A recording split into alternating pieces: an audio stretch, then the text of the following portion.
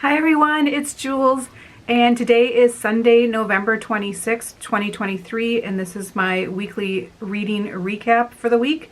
I'm not sure officially what I'm going to call this series, but I am going to try and do a weekly recap every Sunday, hopefully posting it on Sundays, so we will see. And today is actually Sunday. So what I want to cover in these videos is what I did this week, and I have a notebook here with a bunch of stuff written down, so if you see me looking down, that's what it is, and I'll probably have to put on my reading glasses here soon. But I'm going to cover what I did this week, just a couple of personal items of what I did, what books I finished this week, what books I'm currently reading, what books I want to read this next week, what books I bought, and maybe my favorite like booktuber or booktube video that I saw this week. I thought that would be fun to share. And then what I watched this week on TV or movies.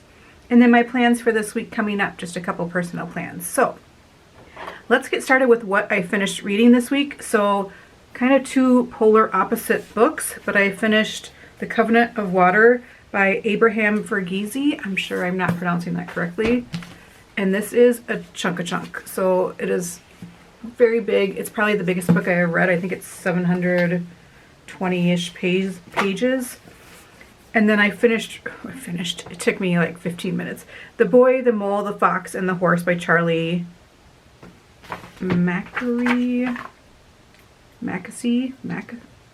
The writing is cursive and I'm having a hard time reading it. So this book. So let's start off with actually this one. It's a little obviously lighter book. And so this is a children's book, but it is appropriate for all ages. I read this Thanksgiving morning. And I think I'm going to start a new tradition of reading this every Thanksgiving morning. It just really warmed my heart. If I was the person that liked hugs, I would give this book a big hug. It was just so heartwarming. It's about friendship and there's wisdom in here.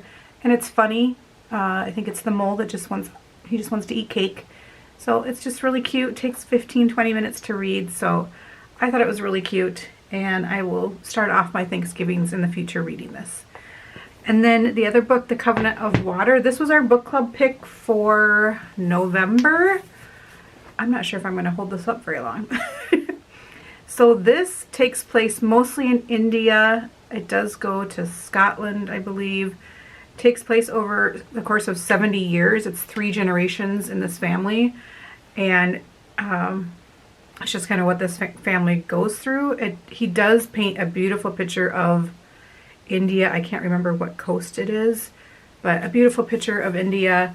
And there's some humor in here that I was not expecting. And there's also some medical procedures that I was not expecting. So if you're a bit queasy on that front, you might just want to skip those spots, but it's definitely worth a read. I'd give this 4 stars. My only complaint is that it's too long.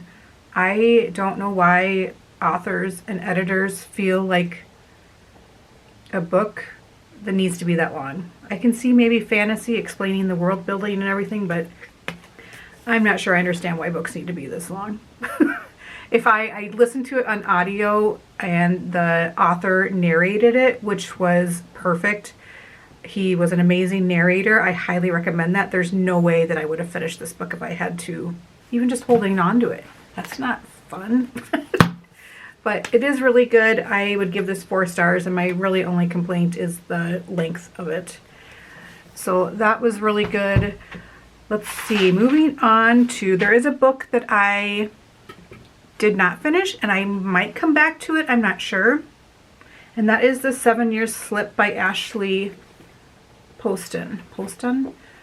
And I know I'm not a romance reader, but I heard this one might be for people that don't really like romance.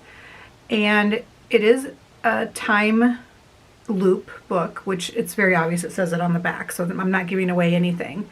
And I do like time travel. I don't necessarily like time loops. So I don't like the book, what was it called? I can't remember. Oh, Wrong Place, Wrong Time. I didn't like that book either, and so many people like it. I don't like the repetition of just continuing to repeat kind of the story, but this one wasn't doing that as bad as Wrong Place, Wrong Time. I wasn't digging the romance. So it's good writing, and maybe I'll come back to it, but you know, I feel like life is too short to read a book that you don't want to read or that you're not enjoying. Just put it away, come back to it maybe someday, or pay it forward and give it to one of your friends that might like it. So that one I am DNFing for now.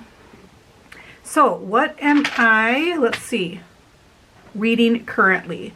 So I am currently reading The Dutch House by Anne Patchett, and I am listening to this on audio. It is narrated by Tom Hanks, and he is an amazing narrator. I could listen to him read the telephone book. There's not telephone books anymore, but in my era there is.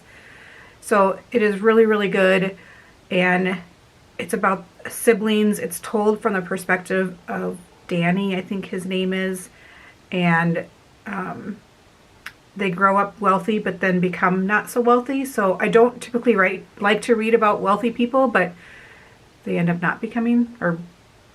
So I was reading the Goodreads summary of this, and it's just the last paragraph in the summary really sets the tone for this. It's set over the course of 5 decades. The Dutch House is a dark fairy tale about 2 smart people who cannot overcome their past. Despite every outward sign of success, Danny and Maeve are only truly comfortable when they're together. Throughout their lives, they return to the well-worn story of what they've lost with humor and rage. But when at last they're forced to confront the people who left them behind, the relationship between an indulged brother and an ever-protective sister is finally tested. So I'm really, really enjoying it. I'm really enjoying the audio. So that is fun, and I should finish it this week. I'm already on page 100, so that is really good. And then the other book that I'm physically reading is Frederick Bachman's Anxious People, and we read A Man Called Uva. I think it was January was our book club pick, my personal book club pick for January, and then we went and saw the movie, The Man Called Otto, which is with Tom Hanks again. And I had already watched the Swedish movie, which was excellent, just as good as the Hollywood version. I'm not sure why Hollywood always seems like they got to redo everything, but anyway, this is really good. It took me a little bit to figure out what was going on because the cover makes it seem like it's a romance. So I have had this book for, I think, since it basically came out. It's the hardcover, and I just didn't pick it up because it looks like a romance with a man and a woman on the front. So I thought it was about their relationship, but that is not at all what it is. And then I looked up the cover in the UK, and that makes more sense. So it's not really a romance. So far I don't have any romance. It's about a robbery gone bad, and there's a lot of humor in it. If you've read any Frederick Bachman, you know there's some humor, some great humor. One of the lines that I actually texted my mom this morning was really good. It was talking about social media and how we're always trying to kind of keep up with the Joneses and make our lives appear better than what they are. And this line said, anyone can nurture a myth about their life if they have enough manure. So if the grass looks greener on the other side of the fence, that's probably because it's full of shit. You know what I'm saying? That word. I loved that line. I'm really enjoying this. I think I'm on page like 70.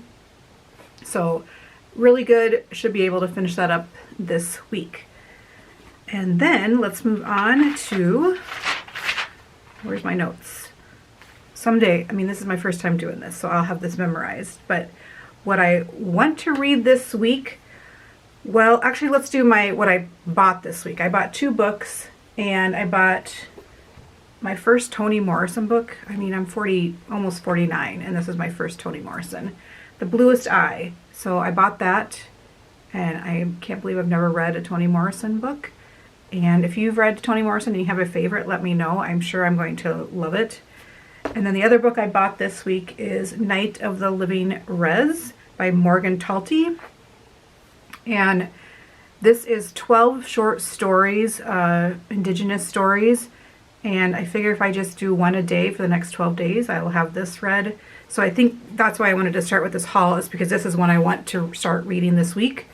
And I heard about this from actually one of my favorite YouTubers that I kind of started watching him again this week. I don't know why, stopped watching, but I found a series of videos that I really like from him. And that is Supposedly Fun. And I will link his channel down below. But yeah, so he highly talked about this book. So I will start that one this week. The other thing I want to do is start some really short books so I can try and get in my my book count for the year.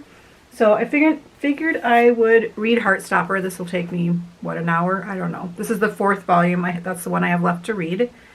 And then I thought I would read this other small ones by Claire Keegan, Small Things Like These. And I read Foster. Foster was actually a book club book, personal book club book for this year, and I loved it, so I'm sure I will love this one. Actually, I've heard a lot of people say this one's even better. I think this one came first. So those are the 2 I want to add to my list this week. So these 3 I will start reading this week. And then, what else do I have to talk about? So my favorite booktuber, again, supposedly fun. He does a series called Book Haul Revisits. So it's where he goes back. He started his channel in 2019. So he's going back and looking at what he hauled. Let's just say he does November, which I think he just posted that one. So he's doing November book haul revisits. So he's looking at what he bought in 2022, 2021, 2020, and 2019 in November to see if what he's read or what he's unhauled. It kind of keeps him in check as to his purchasing on books, making sure that he's kind of reading the books that he buys. But so that's been fun because it's a lot of things from back when, which is how I heard about the Night of the Living Res, is because that was in one of those videos. So it sounded really good. So I've been enjoying that series by that booktuber. And then I discovered a new booktuber this week. I was on YouTube, and I don't know why, I'm sure I realized it before, but if you're just on the home page and it's trying to feed you videos that you should watch based on the algorithm, there's a thing at the top, you might have to refresh to see it, that says new to you. So I clicked on that and I was like, where have all these people been my whole life? So I discovered Middle of the Book March. Love her stuff. She seems more like my kind of literary fiction is kind of her jam, it looks like so far. I haven't watched a ton yet. She does weekly recaps as well, which I just love that instead of the whole month. But I love the weekly, what did you finish? What are you current in? And what do you want to read? I love that concept. So kind of stole her idea, and some other people, a lot of people do it, but I love that idea. So love her videos. So I will link them down below. Check them out. And then what I watched this week, I thought it would be fun. I am such a movie TV buff, so I thought it would be fun just to talk about what I watched. And well, while I'm watching YouTube in the evenings, I typically have on X-Files, House, or Moonlighting. I think, yeah, those are all on Hulu. But as far as new series, we finished the Wrexham series with Ryan Reynolds and Rob McInerney. I can't say his name. And so we finished that. Love, love, love that show. And I'm not a soccer fan, but it's so heartwarming, and every episode makes me cry. It's so good. I love it.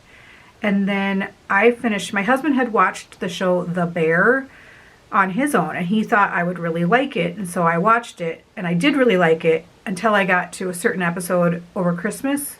It's about Christmas, and it was a really intense episode, and it actually gave me anxiety. I'm like, I gotta just step away from that TV show for a little bit. So I actually went back this week and finished it, and it's really great. It's a great show, and I love that show. So those are the 2 shows that we watched this week, besides the old stuff that I just have on all the time. And then my plans for this week, personal plans, we have trivia tomorrow night, probably.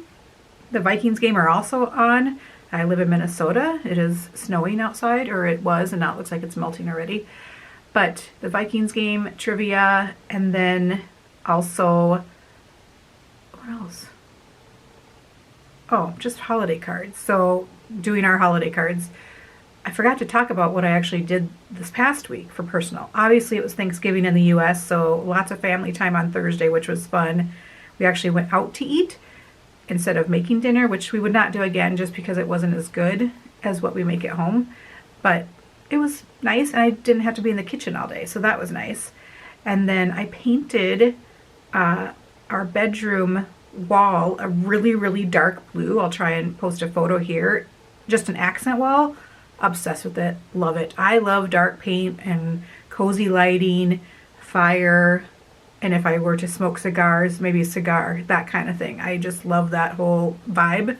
So painted it dark blue and I love it. So that's what I did this past week.